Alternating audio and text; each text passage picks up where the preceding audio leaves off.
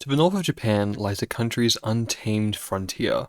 Lots of open land, colder temperature, dairy, and brown bears. Of course, I'm talking about Hokkaido, Japan's largest and northernmost prefecture, and one of the most unique places in the entire country. As part of my month-long Japan solo trip, I decided to ride the bullet train to its endpoint in Hakodate, and spend a week exploring some of the island of Hokkaido's sights. In regards to traveling in Japan, I've always wanted to visit Hokkaido. It seemed so far away and different to Tokyo and everything else I'd seen, and I've always had an interest in it because I just like northern and far-flung places, in addition to me being a big Pokemon fan. Hokkaido is the inspiration behind the Sinnoh region in the Gen 4 Pokemon games, which were my first and favourite Pokemon games, so I just wanted to see the real-life inspirations behind some of my favourite locations from those games. So, a few days into my Japan trip, I'd already been to Nikko and Tokyo, and thus began my week-long trip in Hokkaido. But first, to get there, from Nikko I would be catching the Shinkansen to Sendai, where I would change to the Hayabusa train which goes to Hakodate, which is the current endpoint from the bullet trains. You see, they'll be extending it to Sapporo, the capital, in about 2030-ish, but that train line's under construction. So for now, you have to take a slower local train to Sapporo from Hakodate. As a result, most people still tend to fly, because it's less time, and it's probably cheaper overall, but because I had the Japan Rail Pass, I want to do the long journey. Like I said, my end goal would be to get to Sapporo, the capital of Hokkaido, with a few stops along the way.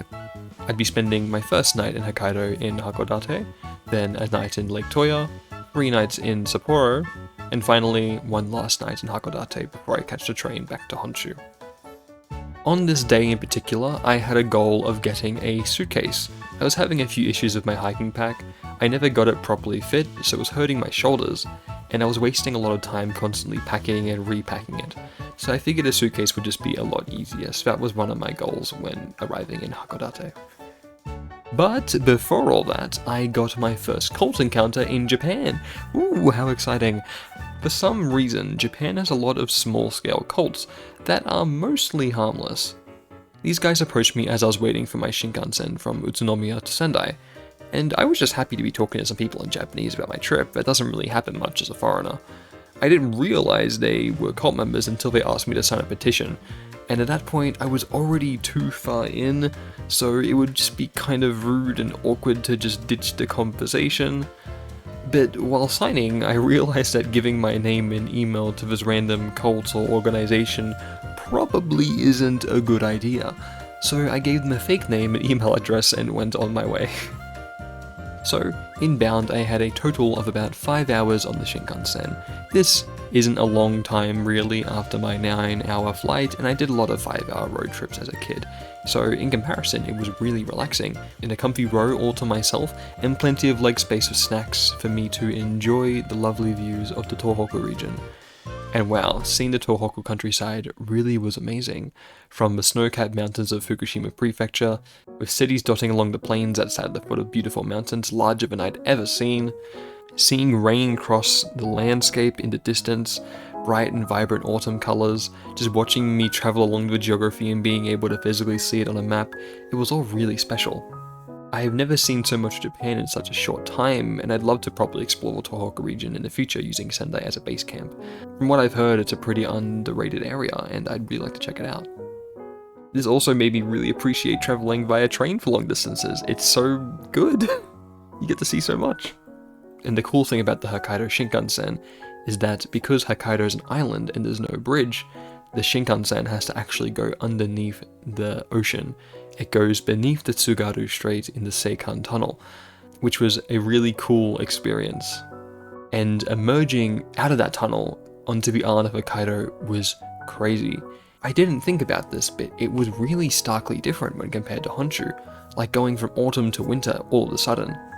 There wasn't any snow yet apart from the mountaintops, but the leaves were completely gone of the trees. The nature and everything was different. And there actually is some merit to this. You see, Hokkaido has a lot more different flora and fauna compared to the rest of Japan, and it's closer in line of areas like Russia and other tundra climates in that area. Going into Hakodate along the coast and seeing the iconic Mount Hakodate in the distance got me really excited.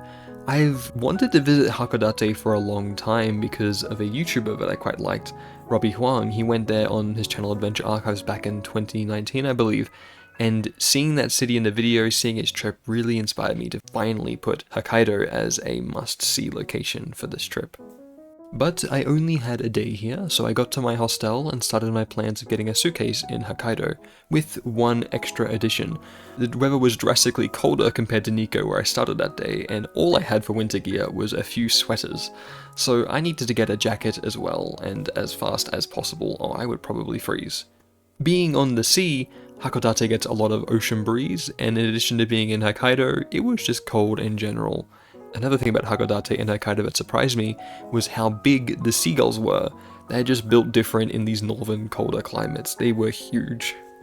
I asked the receptionist at my hotel where the best place to get those two things were, and they told me it was about an hour travel via public transport, each way. Here's the thing about Hakodate. It's an industrial port city that's spread across a thin peninsula. It was really important in opening Japan up to the rest of the world during the Meiji Restoration. As a result, it had a lot of Western influence, and the area where I was staying was called Motomachi, which was the older historic part of the city where the older Western-style buildings were preserved. A historically rich, beautiful, and truly unique area. My problem was that the rest of the functional parts of the city were on the other side. Should I have waited until I got to Sapporo to get these things? Yes, probably, but when you're really cold and tired, your brain just doesn't think right. So that's how I found myself catching a tram and bus to get across Hakodate into the industrial suburbs in the cold and rain. Not exactly my ideal situation in a city I'd never been in, and I still wasn't familiar with how the trams and bus systems worked in Japan. I missed out on seeing most of the sites that I wanted to in Hakodate, such as the Lookout and the Goryokaku Fort, but I figured I'd scope them out when I came back to Hakodate at the end of my week in Hokkaido. A few hours later though, I had achieved my goals, got a nice Uniqlo jacket to warm me up, and a second-hand suitcase from a hard-off store. Not the way I thought my week in Hokkaido would start, but hey, at least I got these things out of the way. The next morning, I got up early to explore some of Hakodate that I missed the day before on my escapades. It was cold, but very peaceful, quiet, and calming. Today, I was heading to Lake Toya. I caught the local train towards Sapporo. It went up hills along the coast through the Onuma Quasi National Park, which was pretty nice with the wetlands and everything. There's something so magical about riding a train that goes right next to the sea. On one side, there was the cold, wintry ocean, the forbidding waters of the North Pacific, and on the other were these sheer cliffs. I bought a plush of one of my favorite Pokemon, Starly, when I was back in Tokyo at the beginning of the trip, who happens to be from the Sinnoh region, so I thought it would be appropriate for me to bring it along for some photos on this trip. Arriving at Toya Station, to get to the lake you have to catch a bus, which is surrounded by some small mountains, and if I was shocked by countryside Nikko, which is technically considered a city, then I was nowhere near prepared for how small the town of Lake Toya was. It was pretty much just one street, lined with hotels, some shops and restaurants. Typically in summer, Lake Toya is a really popular spot, but in November it was off-season, so it was really quiet. Despite this, Lake Toya was one of my favorite spots on the entire month-long trip. The lake features 2 islands in the center and is surrounded by mountains, one of which is Mount Usu, an active volcano. I went to the visitor center, which was really good for a free little museum. It had info about the area, its native wildlife, and the volcanic history of Mount Usu. I then spent the afternoon walking along the lakefront, exploring the views and the pink glow of the sunset on the mountaintops and the fluffy clouds. And then, as golden hour hit, a rare but beautiful view occurred. Now, near Lake Toya is Mount Yotei. It's a fairly popular skiing spot, but the cool thing about Yotei is that it looks pretty similar to Mount Fuji, but is, in my opinion, a much better view, especially from Lake Toya. It was also pretty cloudy for most of the day, and I figured I wasn't lucky enough. But as the sunset hit, the clouds parted and gave me a perfect view of the snow-capped mountain in the distance, nestled above a sea of clouds. And it was a special moment all to myself.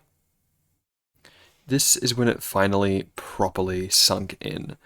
I had travelled all across the world to Japan and managed to get onto Hokkaido in the countryside by myself, seeing something completely brand new, special and unique to me. It really gave me a sense of pride, wonder, and amazement for how the world is.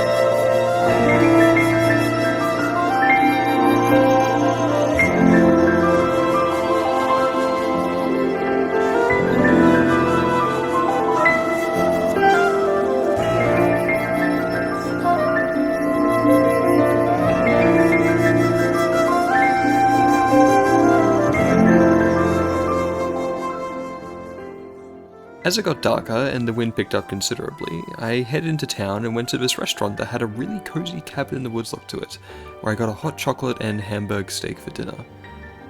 I then was able to walk down the middle of the deserted street with no one else on it, and went back to the hostel. It was a little windy, to say the least. As I came in, I said something along the lines of "Kaze ga tsuyoi ne."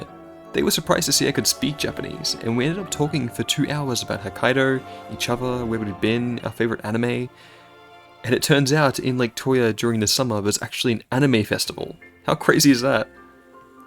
After years of study, I was finally able to properly converse and get to know people fully in Japanese, and I was able to make some friends in the middle of countryside Hokkaido. As it got late, they gave me a One Piece trading card that they had as a gift since we were talking about One Piece and our favourite characters from it. So, despite being such a small town in its off-season, Lake Toya was the most homely and welcoming place I had ever been to in Japan, and definitely one of the best places I've ever been, just period. The next day, I left pretty early to catch a train to Sapporo, where I was put under a sleep spell on the train. I woke up super dizzy and disorientated at Sapporo Station. For some reason, I managed to get my Suica card locked back at Tokyo. I somehow got out of the train station without tapping off. So I got Hokkaido's version of the IC card, called Kitaka, which features a flying squirrel, and in my opinion, I personally think it's cuter than the Suica card. So I caught the subway to my hostel in Susukino. Susukino is kind of like the nightlife area of Sapporo, and is down the road from central Sapporo, so I spent the day walking around and I was excited to do some shopping, especially the Sapporo Pokemon Center and Loft. As I headed back at the end of the day, it started snowing, or rather, should I say, sleeting. Not exactly what I'd hoped for my first snow experience, since it was mostly cold, wet rain rather than nice snow, but it was still special regardless. The next day was my first full day in Sapporo. I had a few things I wanted to do. So first off, I walked to Odori Park to see the Sapporo TV Tower, a rather iconic part of Sapporo skyline. I went up to the free observation deck to get a view of the area, but didn't pay for the top though, because there's actually another observation deck in Sapporo which is cheaper and, in my opinion, much better. Afterwards, I walked to the old Sapporo Clock Tower and caught the train to the outskirts of the city to visit the Hokkaido Museum and Historical Village, which is in the Nopporo State Forest. I walked up a nice hill to the forest and began walking through it to the museum. As I was doing so, the security guard of the museum actually came out and guided me to the museum. When I asked why, he said, "Koko de kuma ga aru yo," which means there are bears in this forest, and I was like, "Maji? Kawaii?" I didn't realize there was potential bears this close to the city. For 1400 yen, you can get a combo ticket to both the museum and the historical village, and as a history, geography, and nature fan, I think it was definitely worth it. And it wasn't busy at all, so it was a really pleasant experience. I got to see mammoth and stellar sea cow bones for the first time, which is really cool as a paleontology fan, and I got to learn about Ainu culture, Hokkaido's development in the Meiji Restoration, and its transformation from Ezo to the prefecture of Hokkaido. After a quick lunch at the cafe, I walked to the historic village down the road, slightly wary of bears this time, and checked it out. The village is a collection of moved, restored, and recreated buildings from across Hokkaido, and are arranged in a way an older town from the Meiji era would be like, complete with a horse-drawn tram. Again, it wasn't busy at all, so it appropriately made it feel like a dated ghost town. The leafless trees and cold weather made it surprisingly eerie, imagining what these people's lives were like and how different they were from only around a century ago compared to ours today. It's crazy how much Japan and Hokkaido specifically changed in such a short time. You can even go inside most buildings, but of course, you have to take your shoes off.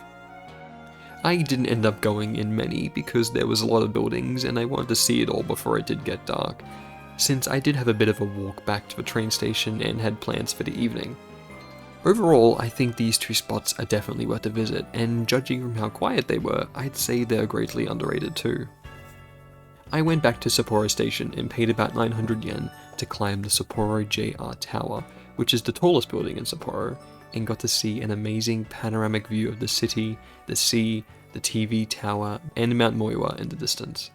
I was able to get a seat, some ice cream, and got to watch the sunset and nighttime glow of the city come to life while listening to jazz music and the Jubilife City soundtrack from Pokemon, which is of course inspired from Sapporo.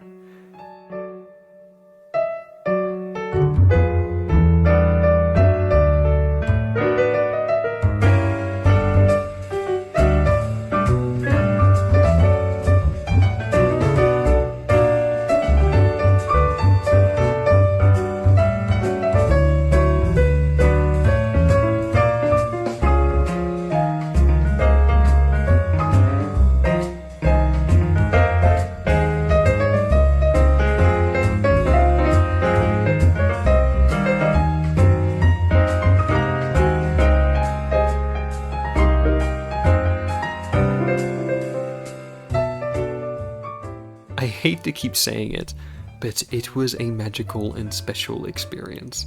After years of wanting to go to Sapporo and Hokkaido, I'd finally done it, and it had lived up to my hopes, and I'm really glad I was able to visit.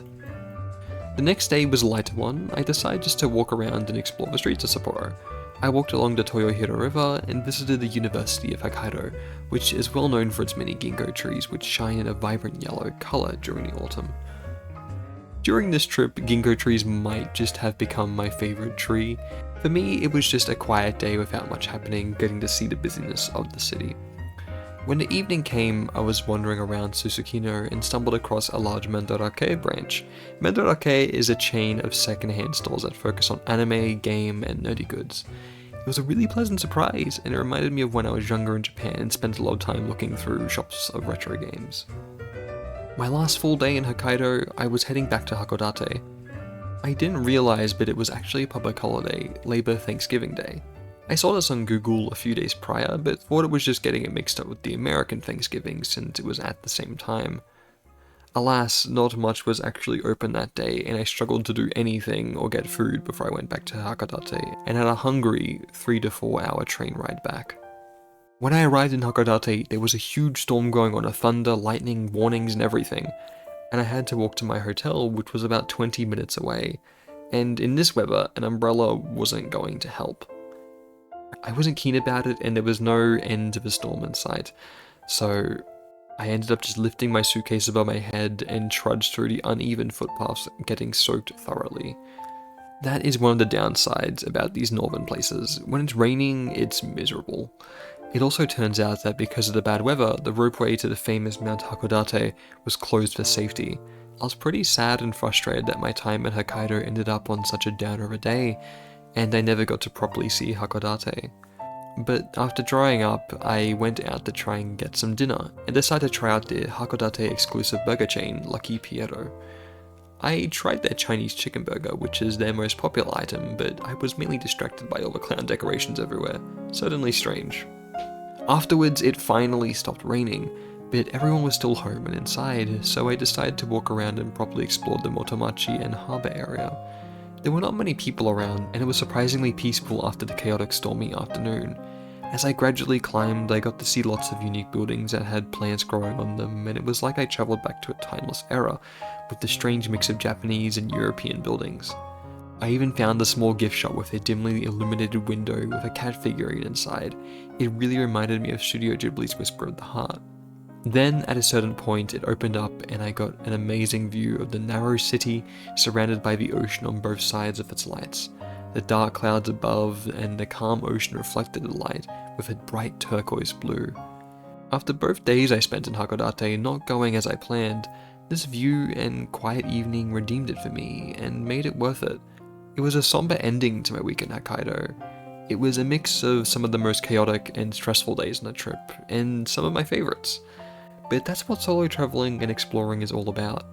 If everything goes to plan, there's so much unknown experiences that we miss out on, and the things that suddenly arise, good or bad, are always some of the most memorable. I think that's where I'll call it for this leg of my trip. But I will at least say, the day after I left Hokkaido, it properly started getting the nice wintry snow that it's famous for. So, yeah. But please stay tuned for the next part of my journey, with more adventures and complications that are bound to arise.